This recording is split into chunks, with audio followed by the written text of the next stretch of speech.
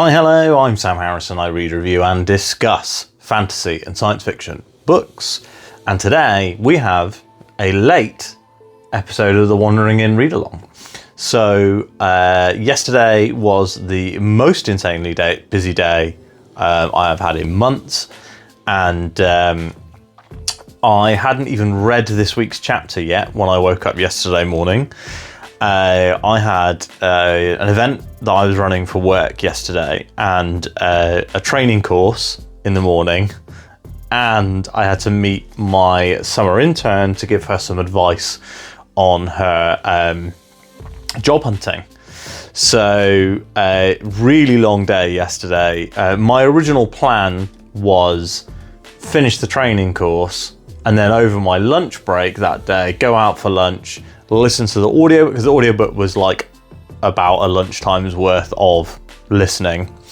And then I was like, right, and then what I'll do is I'll just record a shorter episode. I was like, so I'll go and I'll like just like walk around the docks and stuff and film just like handheld on my phone. I brought my microphone with me and everything, and I was like, this will work, because what I'll do is I will just shoot it as I go. And like that'll be a lot of fun. But unfortunately, my lunch break ended up being a working lunch where I had a meeting. My afternoon coffee with my intern ended up being a walk and talk coffee. Everything like compressed and scrunched up yesterday, and there was just no time. So even though I had, more opportunity to get some stuff done because I was working an evening event from 4 till 7. I also just ended up having to not be able to take that time back really, and to have to work all day. So are you interested in this? I don't know. It's a bit of a portal into my life. I basically was, so I got home. And by the time I'd gotten home and eaten dinner, it was like 10 o'clock at night and I was absolutely knackered. And I was like, honestly, guys, you don't want tired me. And you've got tired me now, but less tired. So I've got an energy drink to keep me going. So let's talk Wandering Inn. I was going to originally, so I was like, well, I could post it late at night. But then, that's not very good for you guys. And then I was like, I'll post it on Saturday so the Friday show can go out on time. And then I suddenly had the thought, I was like, well, why don't I just post it a day late and then post the Friday show a day late? There's no, for me, I don't feel like there's much downside to delaying the show a day, because the Friday show being delayed just means I have more time to read stuff for that Friday show. So I think it works out, to be honest. Anyway, so let's get down to the chapter for the week. So this was a really good one. I really enjoyed reading this one. I like getting back to Ryoka, and it was quite sad when she had to like tell Garia that the horns were all dead apart from Jiria. Which was, and Garia is obviously very upset. We get to learn a lot more about Octavia, and we also get to learn how alchemy works, which was pretty interesting. I like the joke about like string people husbands can come back from war and be like more well endowed than their wives, and I don't know whether that means like they go to war and they come back with big boobs. Like, is that the joke? But anyway, I thought it was quite fun. I like the idea of string people, and that like the material that they use when they're sewn together before it becomes skin is like has different properties. So like she said that canvas string people are like stronger and tougher and more hardy. Which I thought was genuinely really interesting. So looking forward to seeing more of Octavia and more of string people. Hopefully Octavia becomes like a major cast member. One of the big things I think that's good about The Wandering Inn is that most of the cast are different kinds of people. So like we have a couple of characters of the same race. So you have like Relk and Olism and Celis, who are all drakes. But then like there's only really one major Gnoll character. You have Garia, who's human, but I always in my head imagine her as a dwarf. I know she's human. And then you have Rags, and Pisces is a necromancer, and Chiri is a half-elf, and there's all the Antinium. So I feel like there's a big diversity of the types of character, the types of creature that we're seeing a lot in the Wandering Inn, which I do really like. Obviously, we have another type of creature that we see in the second half of the chapter. But for the time being, I'm interested in more Octavia. And it's quite funny because it feels like the story is kind of getting away from Chelm, which is where Ryoka's story was previously set, because it feels like now Ryoka's base of operations is the Wandering Inn, and not the inn that she was living in Chelm. Seems like it makes more sense for her to be, in Liscor, in and around Liscor, because she's working with Erin to see, towards specific set objectives. So, she's trying to do a thing or whatever. So, interesting. The next thing that I saw was, so she gets the stinky potion. She gets the idea from thinking about these potions stink, and she's like, wait a second. And I enjoyed that. That was fun. And then around so the chat actually opens on Teriarch talking to Magnolia about Ryoka, and then he's like, wait a second, she's walking in my door. And then we get the flashback to how she gets stinky. And Teriarch working with Magnolia, very interesting, because obviously she seems to know who he is, and she's able to magically communicate with him. Does that imply that she's incredibly magically powerful? We know that she was some big to-do in the wars. I think the Antinium Wars, actually. So she was a big to-do in the Antinium Wars or whatever, and you're like, well, if she was a big to-do, then is that because she's an incredibly powerful mage? Which is very interesting. Then we get something that I thought was quite fun, which is Ryoka rules lawyering Teriarch. So she's gone well, if you're if you try and put a compulsion spell on me, so I'm not doing your shit. And Teriarch's like, what? No, you have to do it. And then she's like, actually, no. And I came out here to tell you that you're blacklisted, which was very funny. Before you guys blacklist me, and you're, you could do it for this anyway. But let's go to a very quick ad break.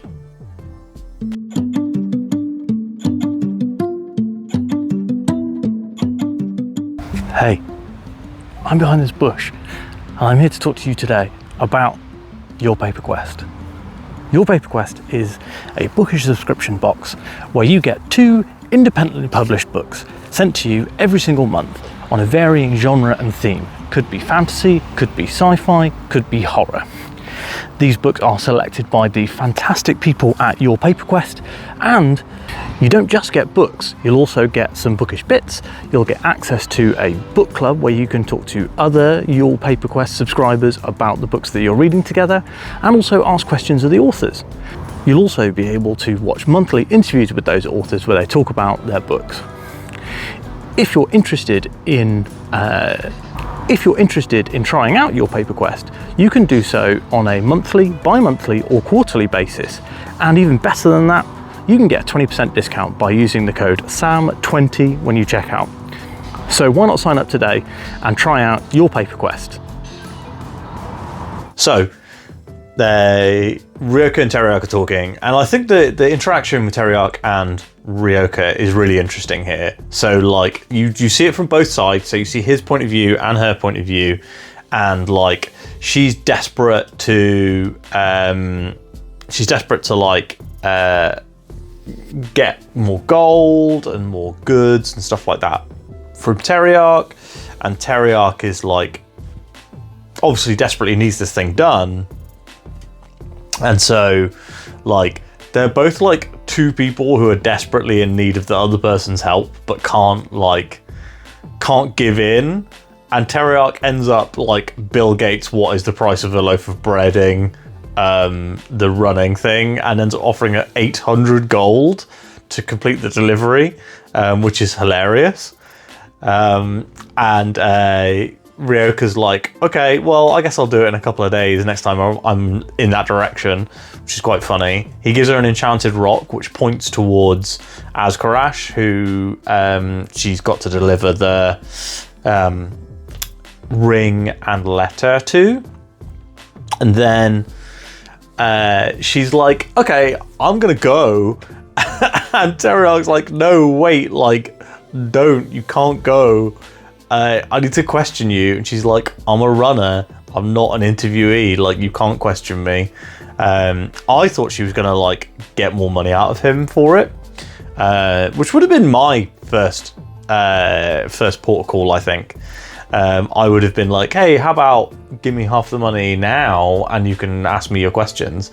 But I think the thing, I guess, is that she doesn't want to give away that she's from our world. She doesn't want to accidentally give a wizard nuclear weapons or a gun or a tank.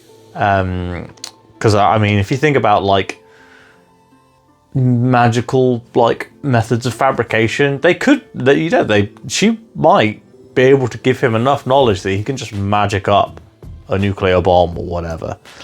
So that's kind of the thing that she's trying not to do. This was a really good chapter, and I said at the beginning of the video, and I think we're closing in on the end now, because this one was really enjoyable. I really liked the Octavia stuff. I think the Teriarch stuff was actually quite funny. Like, I was like grinning while I was reading it, and the description of like him going to talk to Magnolia about it, and Magnolia is just laughing at him so much she can't tell him, like, you know, how much a loaf of bread actually does cost. And so he offers her 200 gold and then 400 gold, and he's like, no, 800 gold seems sufficient. And Ryoka is like, yeah, sure. And then, like, reasserts her mask of emotionless and is like, all right, I'm gonna go, despite having just, like, swindled what she thinks is like an elf super ancient mega sorcerer, but is actually just a dragon projecting that image to her. I would like to see more Teriarch stuff outside of this cave. Like, is he living in that cave? You know, is he able to leave the cave as his, like, elf avatar sort of dude? Be interesting to see more. Like, he's a really well written character, and he's like funny because he's like super powerful but like incredibly naive and not that intelligent. So that's like a really good fun combination. And him being a dragon and being kind of a dumbass is also very fun. I'm looking forward to seeing him interact with more than just Ryoka. Because I feel like him and Ryoka are good foils for each other, but like him and Erin feel like they would become really good friends. I don't know. This is probably where someone's like, well, in book 9 she murders him with a dragon spear, and I'm like, oh, brilliant. Well, okay, whatever. Don't spoil it for me if you're watching this. Don't spoil it. One final thing to discuss this week. So I am noticing from reading these chapters that I feel like there's less to talk about chapter by chapter as I have been going through. And also I have noticed that less of you guys are watching the videos. So I'm wondering whether it's worthwhile to keep doing these chapter by chapter breakdowns, or whether I should just go away, read the whole book, and then discuss the book. A part of me is thinking maybe this series comes to a close, which is quite sad because I do enjoy making it, but maybe this series comes to a close and I just wait until I have a free spot in the TBR and finish the book and discuss the book as I normally would for all of my other books and book reviews. I don't know. I don't really have time to read more than one chapter is the problem. So, for example, that chapter today was over an hour on the audiobook. It only took me, I ended up switching back to the physical book to finish reading it once I have done like chores around the house and stuff. But there is a part of me that's like, maybe I should just be reading this like a regular book instead of chapter by chapter. My original aim with chapter by chaptering it was that I was going to be reading it chapter by chapter, and that the chapter by chapter would be simulating reading it how it was released originally. I think that Pirate Arbor was doing 2 chapters a week at some point, but that I don't think is feasible for me in terms of workload. So yeah, I really don't know. Maybe the solution is to continue to read chapter by chapter each week until I have a spot in the TBR, and then binge read the book, and then film like 2 or 3 chapters at a time of updates. I honestly don't know. Let me know what you guys think in terms of whether you like the chapter by chapter videos. I do like making them, but I do feel sometimes that I'm like, well, there were kind of 3 things that happened in this chapter, and I could discuss those 3 things in 5 minutes.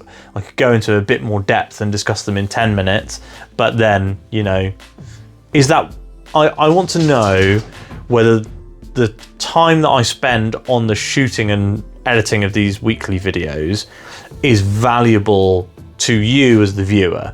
So if you think you would rather just watch a full book review where I would review the entire book in full, and then probably after the book in full a spoiler discussion with Lion from Hobbies of a Man if he's free, or maybe it'll be just a solo full spoiler discussion from me.